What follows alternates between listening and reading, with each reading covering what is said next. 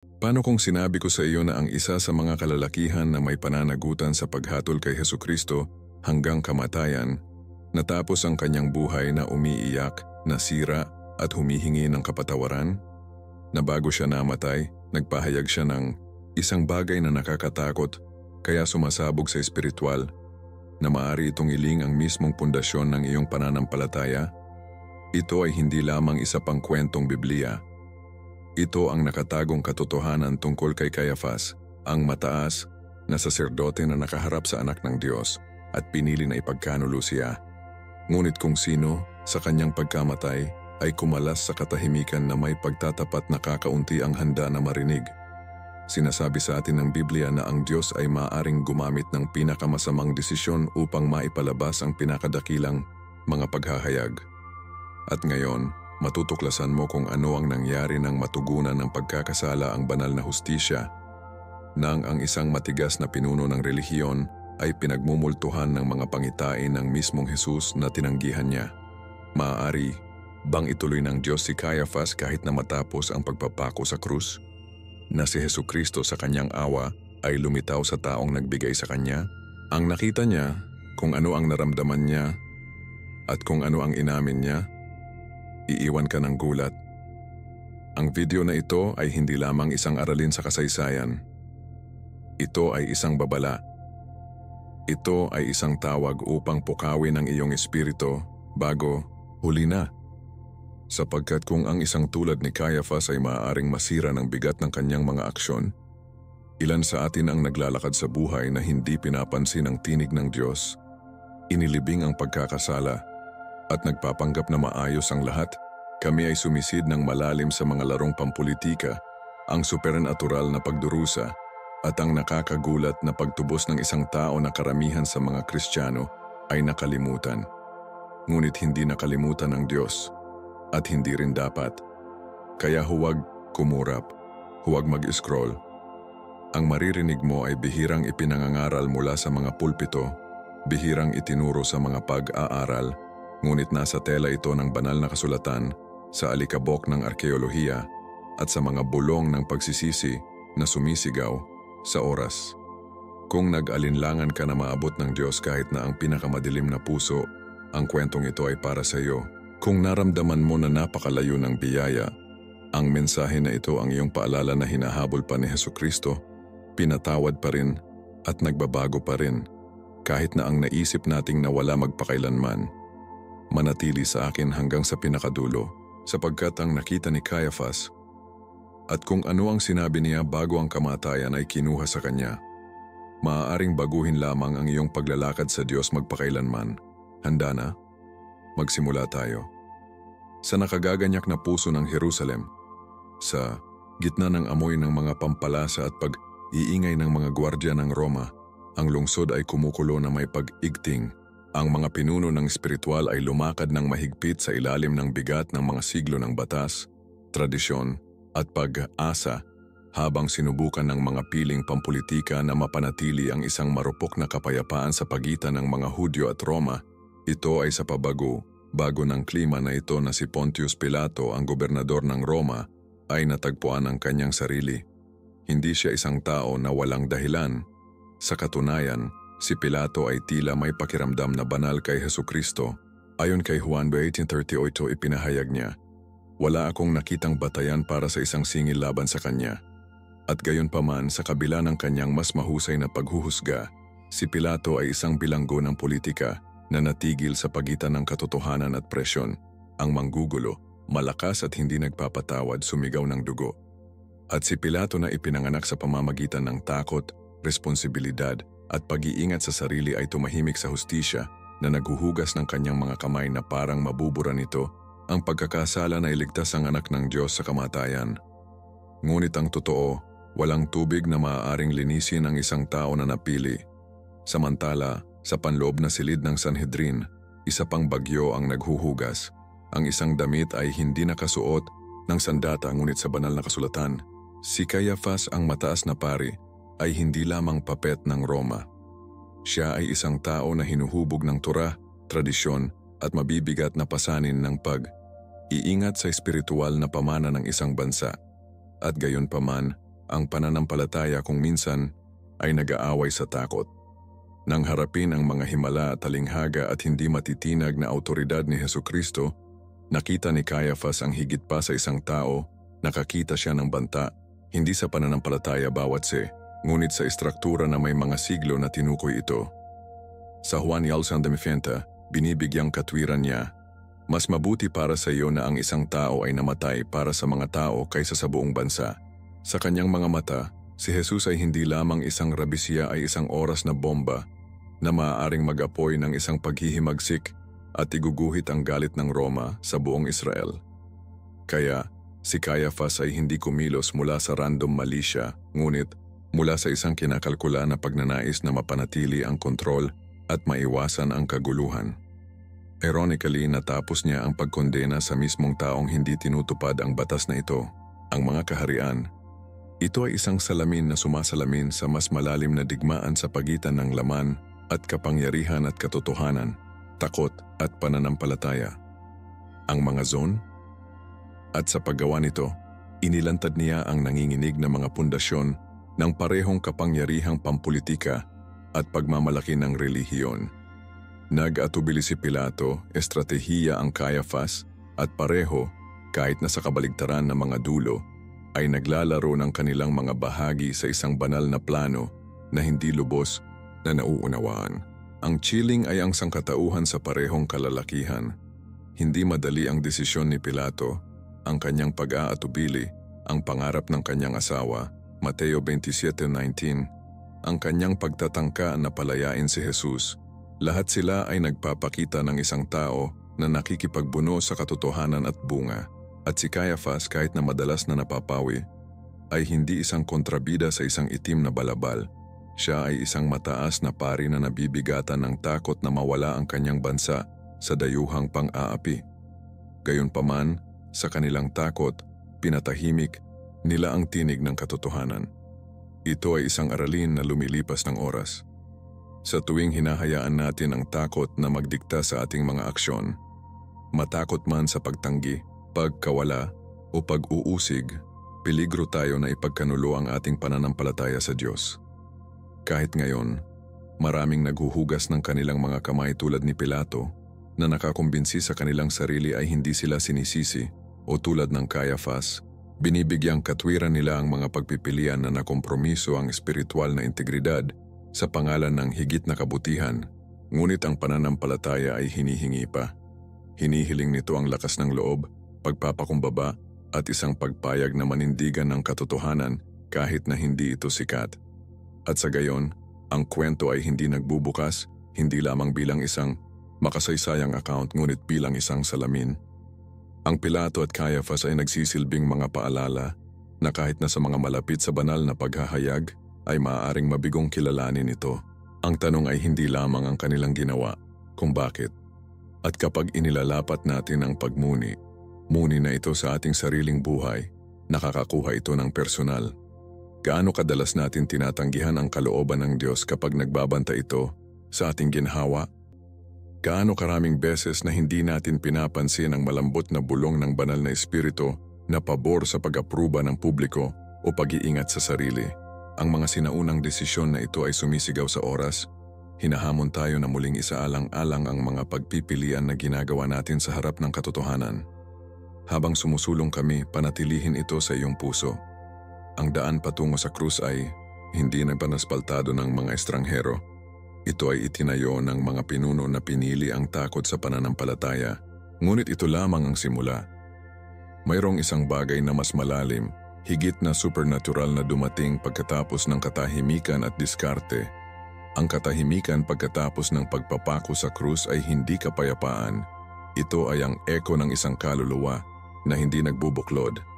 Para sa Caiaphas, ang sumunod ay hindi tagumpay ngunit pagdurusa. Sa gabi nang tumahimik ang templo at nagkalat ang mga pulutong, wala siyang nakitang pahinga. Ang pagtulog ay naging isang battlefield. Ayon sa mga sinaunang account at mga naunang tradisyon ng Kristiyano, ang mataas na pari na dating nagpahayag, mas mabuti na ang isang tao ay dapat mamatay, ay nagsimulang magdusa ng mga nakakatakot na pangitain. Ang mga natuklasan na umakit sa kanyang isip at tumanggi na bitawan.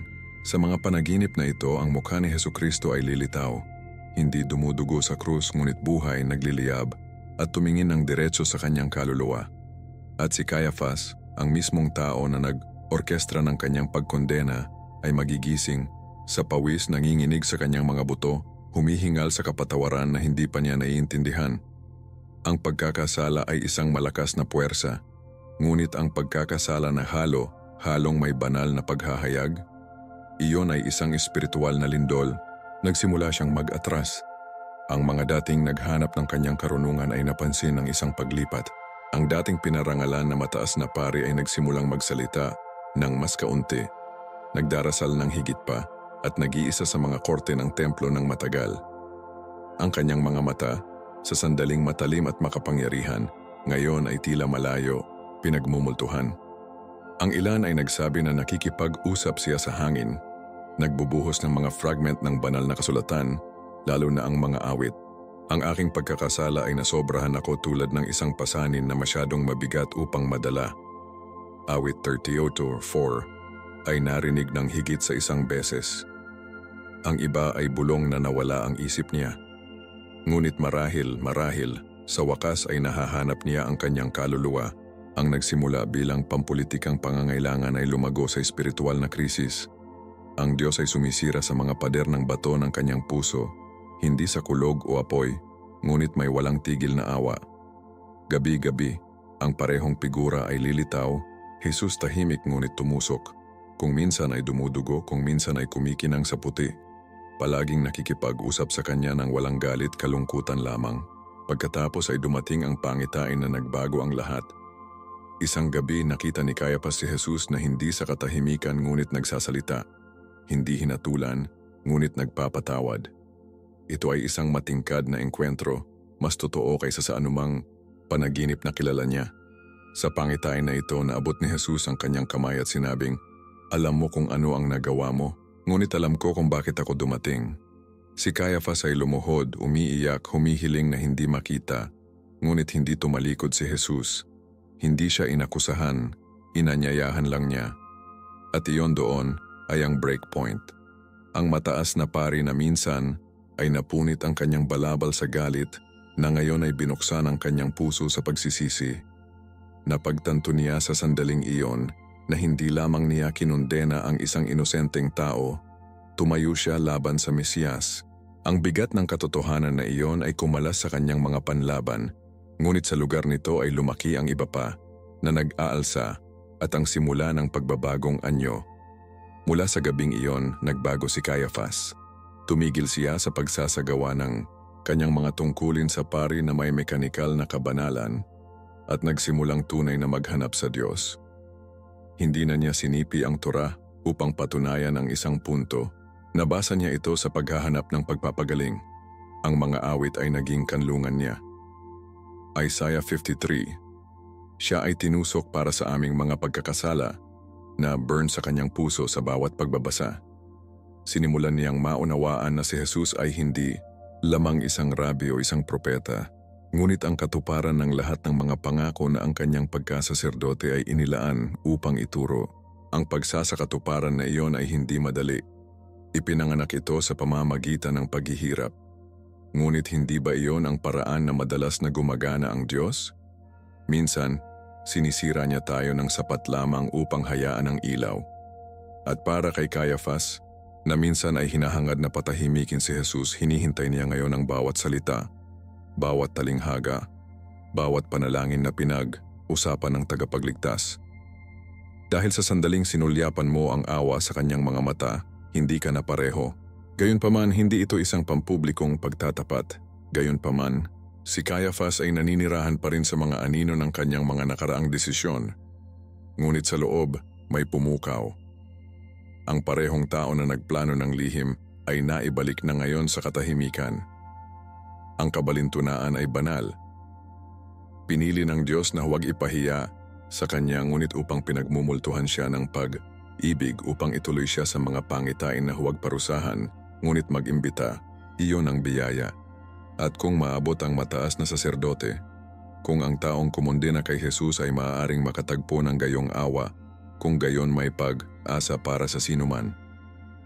Siguro yon ang punto. Marahil ay nais ng Diyos na ipakita sa amin na ang pagtubos ay hindi nakalaan para sa dalisay, ngunit magagamit sa nasira. Ang tanong ay, ano ang susunod na mangyayari? Maaari bang ang isang tao tulad ng Caiaphas, na labis na nakatago sa pagmamataas at politika, ay tunay na makahanap ng kapayapaan? O ang pagdurusa ay lumalakas lamang sa oras? Maglakad tayo ng kaunti, ng mas malalim.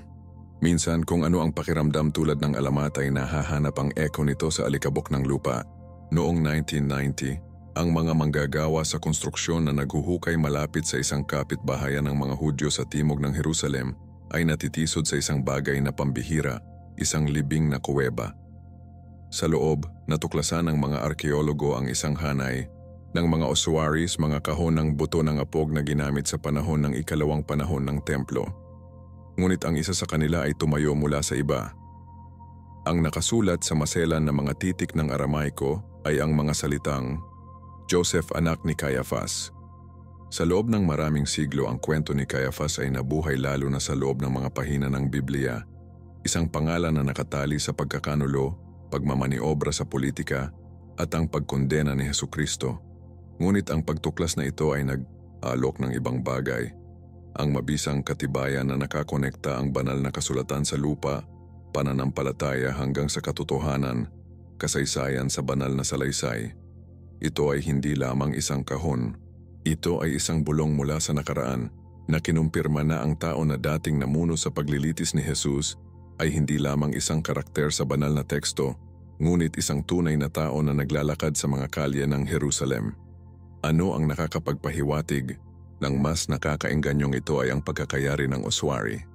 Ito ay pinalamutian ng ornately na nagmumungkahi na kabilang ito sa isang taong may kayamanan at mataas na katayuan na umaangkop para sa mataas na pari ng panahon. Ang mga mananalaysay at arkeologo ay nagtaka. Bagaman ang ilan ay pinagtatalunan ang eksaktong pagkakakilanlan, ang tiempo, lokasyon, at pag-align ng pangalan ay mariing sumusuporta sa ideya na ito talaga ang lalagyan ng libing ng mismong tao na nabanggit sa Juan or Simon 3, ang isa na gumaganap ng isang pangunahing papel sa paglilitis kay Jesus. Para sa mga taong may pananampalataya, pansin na paalala na ang Biblia ay hindi lamang isang espiritual na aklat, ito ay isang talaang pangkasaysayan na nakabase sa katotohanan. Ang mga pangalang ito, kaganapan at lugar ay hindi mga alamat. Nangyari ang mga ito. At kapag ang arkeolohiya at pananampalataya ay bumalandra, pinalakas nito ang isang bagay na malalim. Ang Diyos ay hindi malayo o abstract. Ang kanyang kwento at ang kwento ni Hesukristo na nagbukas sa totoong alikabok, bato at mga buto ng kasaysayan ng tao. Ngayon sumasalamin tayo. Bakit ang bagay na ito sa atin ngayon? Sapagkat sa isang mundo ay lalong nag-aalinlangan sa banal na kasulatan, ang bawat pagtuklas na tulad nito ay isang banal na nudge, isang paalala na ang pananampalataya ay hindi bulag. Ito ay itinayo sa isang pundasyon ng katotohanan. Ang Diyos sa kanyang walang hanggan na karunungan ay nag-iwan ng mga tinapay na tinapay sa kasaysayan upang matulungan ang mga naghahanap na bumalik. Ang pagkakaroon ng Caiaphas ossuary ay higit pa sa arkeolohikal na bagay na walang kabuluhan. Ito ay isang piraso ng palaisipan ng Diyos inilagay doon upang pukawin ang nagtatanong sa puso. Para sa mga naniniwala, pinatunayan nito ang pagiging maaasahan ng Biblia. Para sa mga nag-aalinlangan, hinamon nito ang paniwala na ang pananampalataya ay natanggal mula sa katibayan. At para sa mga nasa bakod, inaanyayahan nito ang isang mas malalim na hitsura. Paano kung totoo ang Biblia? Paano kung si Hesukristo talaga ang tumayo sa harap ng Caiaphas? Paano kung ang bawat hula, bawat himala, ang bawat kilos ng pag-ibig ay bahagi ng isang banal na plano na pinagtagpi sa oras? Higit pa sa kahon at mga inskripsyon, ang pagtuklas na ito ay nag-anyaya sa espiritual na pagmuni. Kung si Caiaphas ay tunay na umiiral at ginawa niya, pagkatapos ay ginawa niya ang kanyang mga aksyon. At kung ang kanyang mga aksyon ay makasaysayang nakaangkla, gayon din ang pagpapako sa krus. Nangangahulugan ito na si Hesukristo, ang anak ng Diyos, ay tunay na hinatulan ng mga totoong tao sa isang tunay na lungsod sa ilalim ng pamamahala ng Roma. At binabago nito ang lahat. Ito ay tumatagal ng ebanghelyo mula sa isang kwento ng kwento hanggang sa isang sagradong patotoo ng mga kaganapan na humuhubog sa kawalang hanggan. Ang krus ay hindi katang-isip, ito ay totoo. Ang pagkabuhay na mag-uli ay hindi isang pabula, ito ang rurok ng isang plano na inihula sa Biblia at nakumpirma ng mga yapak na naiwan. At para sa atin na naglalakad sa pananampalataya, ang kumpirmasyon na ito ay nagpapalabas ng ating pangako. Hindi kami naniniwala sa mga anino, hawak namin ang katotohanan na inukit sa kasaysayan. Ang uswari na ito ay maaaring maging sinaunang, ngunit ang mensahe nito ay walang tiyak na oras. Ipinahayag ng Diyos ang kanyang sarili hindi lamang sa pamamagitan ng mga pangarap at pangitain, kundi sa pamamagitan ng alikabok at bato. Inihahatid niya ang kanyang katotohanan sa mismong lupa na ating nilalakad, upang walang puso na maangkin na iniwan niya tayo ng walang saksi. At kung pinayagan niya ang libingan ng Caiaphas na hindi maipakita sa ating modernong panahon, marahil ito ay dahil ang isang tao ay kailangang makita na kahit na ang mga sumalungat kay Jesus ay bahagi ng kwento ng pagtubos. Ano ang ibig sabihin kahit na ang mga buto ng iyong kaaway ay nagpapahayag ng katotohanan ng iyong tagapagligtas? Iyon ang uri ng paghahayag na hinihiling na patuloy nating hinuhukay, hindi lamang sa lupa, ngunit sa banal na kasulatan, sa panalangin, sa ating sariling mga puso, at nagsasalita ng pagtubos. Ano ang mangyayari kapag ang isang tao na tulad ni Caiaphas ay nagsisimulang hanapin ito? Bihirang dumating ang pagtubos sa mga kulog. Nagsisimula ito sa isang bulong, isang nudge, isang malalim na panloob na salungatan na tumangging hindi papansinin. Matapos ang mga pangitain, pagkatapos ng pagdurusa, pagkatapos ng nakakaaliw na katahimikan, natagpuan ni Caiaphas ang kanyang sarili na nakikipagbuno sa bigat ng kanyang mga pagpipilian. Siya na minsan ay tumayo sa pinakatanyag ng kapangyarihang relihiyoso ngayon ay nakaupo sa abo ng panghihinayang. Ang taong nakipag-usap ng may autoridad sa mga korte ng templo ay nanginginig ngayon sa pag-iisa na pinag-uusapan ng lahat ng dati niyang pinaniniwalaan tungkol sa Diyos, ang Biblia at maging ang kanyang sarili. Hindi ito isang krisis ng doktrina, ito ay isang espiritual na paggising. Sinimulan niyang mapagtanto na ang kanyang kaalaman sa mga banal na kasulatan ay naging isang kalasag, hindi isang lampara. At habang siya ay nagmumuni sa mga sipi tulad ng Mika 6:8, ano ang hinihiling sa iyo ng Panginoon upang kumilos ng makatarungan at mahalin ang awa at maglakad ng mapagpakumbaba sa iyong Diyos? Kinilala ni Caiaphas na siya ay nabigo sa lahat. Ang batas ay hindi kailanman sinadya upang durugin. Ito ay sinadya upang humantong kay Hesukristo. At ngayon, ang katotohanan na iyon ay sumunog sa loob niya, natanggal sa papuri ng mga tao at kaginhawaan ng ritual, sinimulan niyang iwanan ang kanyang mga kasuotan sa pari. Hindi dahil napilitan siya, ngunit dahil hindi na nila akma ang taong siya ay naging. Sa mga pribadong sandali, umiyak siya sa harap ng dambana, hindi bilang isang mataas na pari, ngunit bilang isang sirang kaluluwa na desperadong naghahanap ng kapatawaran. Tumigil siya sa pag-alok ng mga sakripisyo para sa iba at nagsimulang humingi ng biyaya sa kanyang sariling kasalanan. Ang parehong tao na minsan ay tiningnan si Jesus bilang isang banta na ngayon ay nakita siya bilang sagisag ng awa. At dahan-dahan masakit, may nagsimulang lumipat, hindi sa publiko hindi pa, ngunit sa tahimik na silid ng kanyang kaluluwa. Nagsisimula siyang palayain ang takot na namuno sa kanyang mga pagpapasya at yakapin ang pananampalataya na dati niyang pinalalagyan. Nagsimula siyang mag-journal ng mga panalangin, humihiling ng patnubay ng Diyos para sa pag-unawa, para sa kapayapaan. Hindi na ito tungkol sa reputasyon, ito ay tungkol sa pagkakasundo sa isa na tinusok niya. Kalaunan, hindi na makukuha ni Caiaphas ang dobleng buhay. Isang umaga tumayo siya sa harap ng Sanhedrin, hindi bilang isang pinuno, ngunit bilang isang tao ay nag-iisa. Ipinagtapat niya ang lahat. Hindi lamang ang kanyang bahagi sa pagkamatay ni Jesus, kundi ang kanyang pagmamataas, ang kanyang takot, ang kanyang pagkabulag. Hindi niya sinisisi ang mga Romano o ang karamihan. Hindi niya binanggit ang batas sa kanyang pagtatanggol. Inamin lang niya, mali ako. Ang katahimikan ay nahulog sa buong silid. Ang parehong mga kalalakihan na minsan ay nagplano sa kanya ngayon ay nakatitig sa kawalan ng paniniwala.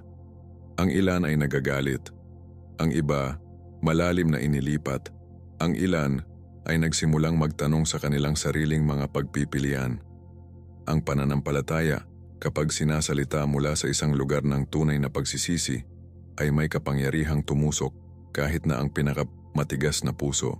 At habang hindi lahat ay naniniwala sa kanya, si Caiaphas ay hindi nakikipag-usap upang kumbinsihin.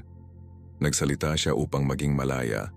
Sa araw na iyon may sagradong nangyari, hindi sa seremonya, ngunit sa pagtatapat.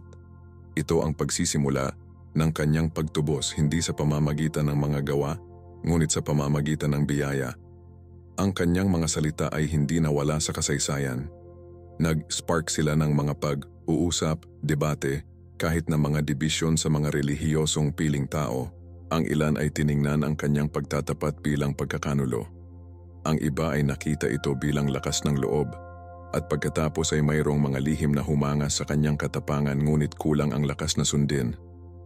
Hindi ba ito laging paraan? Ang pananampalataya ay maaaring maging nakakahawa, ngunit kung ang isang tao ay nangahas na mauna. At ginawa ni Caiaphas, pumasok siya sa hindi alam, na ginagabayan lamang ng memorya ng mga mata ni Jesus sa huling pangitain na iyon, hindi ito hinuhusgahan kundi ng awa. At sa gayon ang isang tao na minsan ay sumisimbolo ng katiwalian ay nagsimulang sumisimbolo ng ibang bagay, pagbabagong anyo.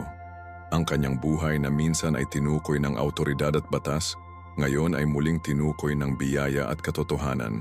Iyon ang kagandahan ng pagtubos, hindi nito mabubura ang nakaraan, kinukuha ito.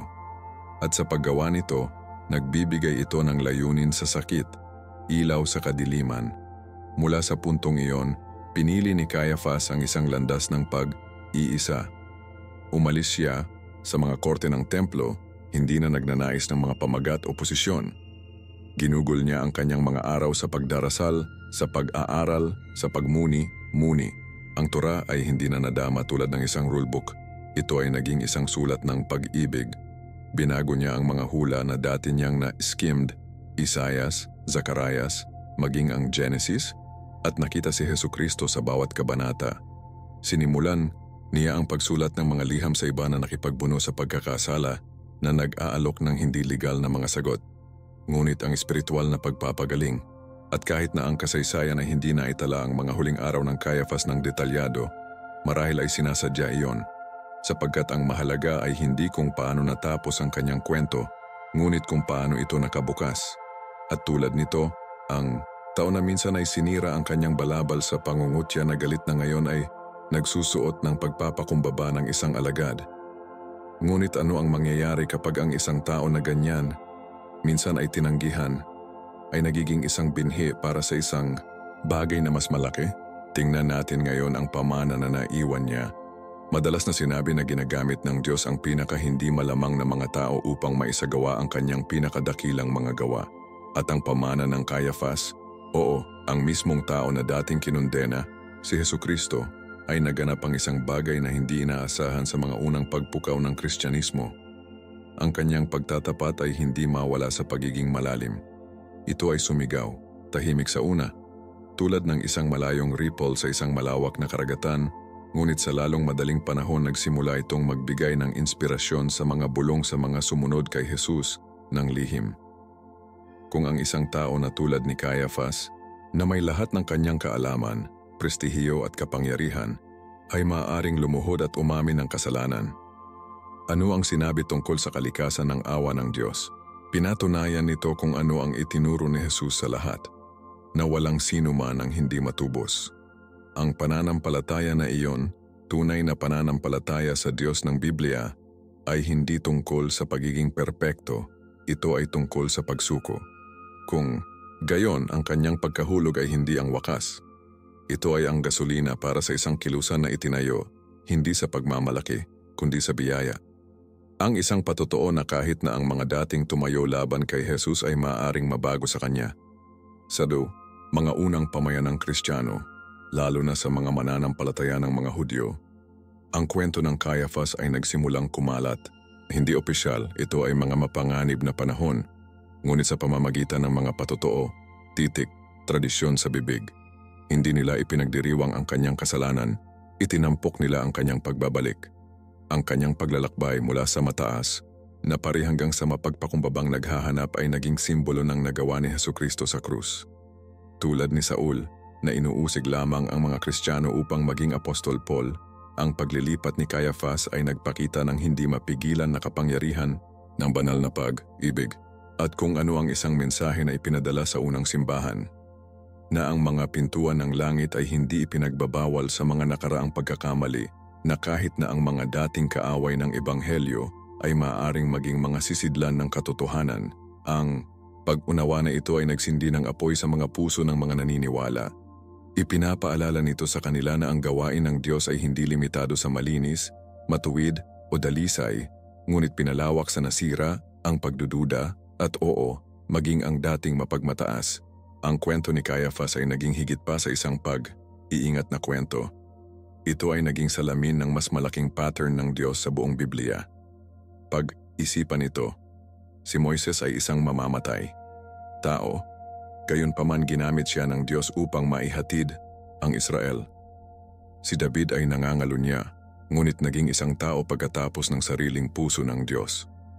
Tinanggihan ni Pedro si Jesus ng 3 beses, ngunit kalaunan ay humantong sa libo sa kaligtasan. At ngayon, maging ang taong nag-utos sa pagkamatay ni Jesus ay natagpuan ang kanyang paraan sa mga bisig ng biyaya. Hindi lamang ito pinalakas ang teolohiya, nagising ito ng pag-asa. Ang mga unang Kristiyano na madalas na hinahabol, pinaglaruan at itinulak sa mga margin ng lipunan, nagaganapin sa mga kwentong ito tulad ng mga lifeline. Napagtanto nila na ang pagsunod kay Jesus ay hindi tungkol sa pagiging perpekto ng relihiyon. Ito ay tungkol sa pagbabagong anyo, at ang mensahe na iyon na nakaugat sa Biblia, sa buhay at mga salita ni Hesukristo ay naging gulugod ng isang pananampalataya na tumanggi na mamatay, maging sa ilalim ng pag-uusig. Para sa mga taong natatakot sa Sanhedrin, ang pagbabago ni Caiaphas ay seismic. Ito ay hindi lamang tungkol sa pagsisisi ng isang tao, ito ay isang palatandaan na ang Espiritu ng Diyos ay gumagalaw sa mga lugar na walang inaasahan. Ang ilan ay naniniwala na ang kanyang mga sinulat, na nawala ngayon, ay naikalat sa mga unang alagad na nag-aalok ng mga pagmuni sa banal na kasulatan mula sa isang tao na nabuhay sa pamamagitan ng parehong paghihimagsik at pagtubos. At habang hindi natin malalaman ang buong saklaw ng kanyang impluensya, ang isang bagay ay tiyak. Caiaphas, isang beses na simbolo ng paglaban, ay naging isang buhay na tipan sa banal na pagpapanumbalik. Ang kanyang pangalan, na dating nauugnay sa pagkondena, ngayon ay bumulong ng isang mensahe ng biyaya sa mga tainga ng mga naghahanap ng kapatawaran. At hindi ba iyon ang puso ng Ebanghelyo? Na walang sino man ang napakalayo, na ang krus ay nagbibigay ng silid para sa bawat kwento, maging ang mga madidilim. Sa ganoong paraan, ang kanyang pamana ay nanirahan, hindi sa kadakilaan, ngunit sa tahimik na paggising ng hindi mabilang na mga kaluluwa. At kung gayon ang taong dating sumakay sa kanyang mga damit sa sarili na matuwid na galit, ay naging isang simbolo hindi ng paghuhusga, kundi ng espiritual na pagising. Ang kanyang pagbabagong anyo ay hindi lamang nakakaapekto sa kanyang henerasyon, ito ay naging bahagi ng sagradong ritmo na tumatakbo sa mga siglo. Sa tuwing may pumili ng Biblia at nagtataka kung malayo sila sa Diyos, ang mga bulong ng kwento ni Caiaphas, hindi ka. Sa tuwing sumisigaw ang pagkakasala kaysa kay Grace, ang kanyang pagtubos ay sumigaw pabalik. At kahit na hindi siya nakakuha ng mga kabanata na nakasulat sa kanyang karangalan, ang kanyang buhay ay naging isang aralin. Iyon ay kung paano gumagana ang Diyos. Pinihit niya ang pagbagsak sa mga pundasyon, tinanggihan sa mga pagmumuni, muni ng kanyang kaluwalhatian. At habang ginalugad natin ang pangwakas na tunog ng buhay ni Caiaphas, sulit na tanungin, ano ang mangyayari kapag ang isang tao na tulad nito ay nagsisimulang basahin ang mga banal na kasulatan na hindi makontrol ang iba, ngunit tunay na makilala ang Diyos? Sinabi nila sa sandaling mabuksan ang iyong mga mata, hindi mo maiunsi ang katotohanan. At para sa Caiaphas, ang paggising ay hindi dumating sa mga trumpeta o palakpakan, ngunit sa tahimik na pag-on ng mga pahina ng banal na kasulatan sa pamamagitan ng kandila. Matapos lumayo sa pagkasaserdote, malayo sa mga ritual, hierarchy, at ingay, bumalik siya sa salita. Hindi upang bigyang kahulugan ito para sa mga tao, ngunit hayaan itong magsalita ng direkta sa kanya. At habang nagsimula siyang magbasa ng may isang puso na nagpapakumbaba ng pagsisisi, ang Biblia ay naging isang bago. Hindi na ito isang tool ng doktrina o kapangyarihan, ito ay isang lifeline. Ang mga hula na dati niyang ginamit bilang legal na argumento ngayon ay bumulong ng mga pangako ng awa. Ang mga salmo na minsan niyang sinamahan ng mekanikal ngayon ay naramdaman na parang mga salamin ng kanyang kaluluwa. Sa Isaiah 53, ang bawat taludtod tungkol sa naghihirap na lingkod ay tumusok sa kanya. Siya ay kinamumuhian at tinanggihan ng sangkatauhan. Tinusok para sa aming mga pagkakasala. Isaiah 53, 3-5. Hindi na niya mabasa ang mga salitang iyon nang walang luha. Ito ay hindi lamang emosyonal na pagsisisi. Ito ay isang tunay na espiritual na muling pagsilang. Sinimulan ni Caiaphas na makita si Hesukristo hindi lamang bilang Mesiyas na dati niyang tinanggihan, ngunit bilang katuparan ng lahat ng itinuro ng mga banal na kasulatan. Ang mga ritual, ang mga sakripisyo, ang mga hula, lahat sila ay may katuturan ngayon. Ang belo sa templo ay napunit at sa lugar nito isang bagong pag-access sa Diyos ang ipinagkaloob sa pamamagitan ng biyaya. Nakita niya na ang batas ay hindi nangangahulugang pinahihirapan, ngunit maghanda. Ang Diyos ay hindi humihiling ng walang laman na pagsunod, ngunit matalik na relasyon. Ang paggising na ito ay hindi siya ipinagmamalaki. Ito ay naging maliit sa kanya, ngunit ligtas. Ito ay tulad ng pagtayo sa ilalim ng isang talon ng awa matapos na gala sa loob ng maraming taon sa isang disyerto ng tradisyon. At sa kauna-unahang pagkakataon, naintindihan ni Caiaphas kung ano ang ibig sabihin ng paglalakad kasama ang Diyos, hindi sa likuran niya, hindi nauna sa kanya, ngunit kasama niya. Tulad ni Adan sa hardin bago ang taglagas, sinimulan niya ang pagsulat ng mga pagmumuni. Hindi para sa pagkilala sa publiko, ngunit bilang isang paraan upang maproseso kung ano ang ginagawa ng Diyos sa loob niya. Ang mga sulatin na ito, na nawala sa kasaysayan, ay nabalitaan na naglalaman ng malalim na pananaw tungkol sa likas na katangian ng pananampalataya, pagkakasala at biyaya. Ngunit higit pa rito, inihayag nila ang isang tao na natututo na bitawan ng kontrol. Nagsimula siyang mag-aayuno, hindi upang makakuha ng pabor, ngunit upang patahimikin ang kanyang laman. Nanalangin siya, hindi sa formal na parirala, ngunit may hilaw na katapatan. Tinulungan niya ang mahihirap, nakinig sa nasira at naging isang tao na nakatagong serbisyo, at marahil iyon ang pinakadakilang kabalintunaan ng lahat. Ang tao na dating nanirahan sa gitna ng kapangyarihan ngayon ay nanirahan sa mga palawit na nakakahanap ng kagalakan sa espiritual na pagiging malalim. Hindi na ito nakikita ng mga tao. Ito ay tungkol sa pagkilala ng Diyos. At ang paglilipat na iyon, ang panloob na pagbabagong anyo, ay ang tunay na marka ng isang tao na nakatagpo ng nabuhay na si Kristo.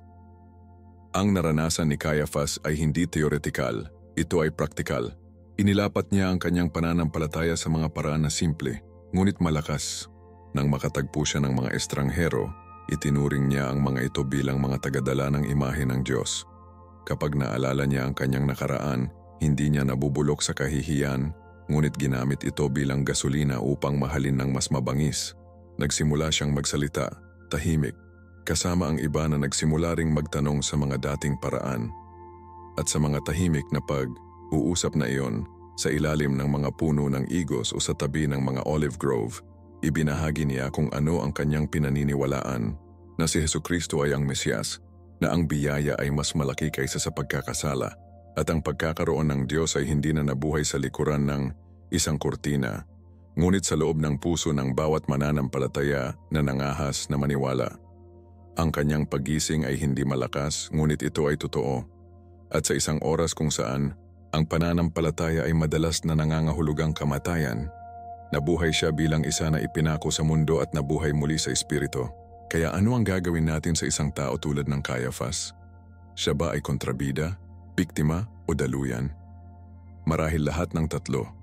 Ngunit mas mahalaga, siya ay salamin ng ating lahat. May kakayahang magkamali at tulad ng may kakayahang matubos ng isa na nakuha ito ng tama. Itinuturo sa atin ng kanyang kwento na ang espiritual na paggising ay hindi nakalaan para sa karapat-dapat, ngunit para sa handa. Hindi tungkol sa kung gaano katagal ka naging relihiyoso, ngunit tungkol sa kung gaano kalalim ang nais mong sumuko. At kung maabot ng Diyos si Caiaphas, pinagmumultuhan siya ng awa, masira siya ng katotohanan, at muling itayo siya ng biyaya, kung gayon walang makakaabot. Hindi ikaw, hindi ako, wala kahit sino. At kasama nito ang katahimikan na minsan niyang kumapit sa isang mensahe ay hindi malilimutan ng unang simbahan. Ngunit bago tayo magsara, mayroong isang bagay na kailangan mong marinig. Isang bagay na maaaring ilipat lamang ang iyong buong pananaw. Ngayon ay nais kong tanungin ka ng isang tao na personal. Kung si Caiaphas, ang mismong tao na kinondena si Jesucristo, ay maaaring masira at mabago ng biyaya ng Diyos, ano ang huminto sa iyo? Anong bahagi ng iyong buhay ang lumalaban sa tinig ng Diyos? Isipin mo ito. Siguro takot ito marahil pagkakasala baka pagmamalaki. Ngunit kung posible ang pagtubos para sa Kanya, posible para sa iyo. Sabihin mo sa akin sa mga komento, anong bahagi ng kwentong ito ang nagsalita sa iyong puso? Naranasan mo na ba ang isang sandali kung saan hinarap ka ng Diyos sa katotohanan na nagbago ng lahat? Gusto kong marinig ang iyong patotoo. Huwag kalimutan na pindutin ang tulad ng pindutan, mag-subscribe sa channel, at buhayin ang icon ng kampanilya. Iyon ay kung paano ka manatiling konektado sa higit pang mga paghahayag na magbubukas ng iyong mga mata at palaguin ang iyong pananampalataya sa pamamagitan ng salita ng Diyos. At kung nais mong pumunta kahit na mas malalim, ang susunod na video sa iyong screen ay nagpapakita ng espiritual na misteryo sa likod ng isa pang figure sa Biblia na nahaharap sa Diyos sa hindi inaasahang paraan. Tiwala sa akin, ayaw mong makaligtaan ito. Pagpalain ka ng Diyos. Ako si Marco. Magkita tayo sa susunod na video.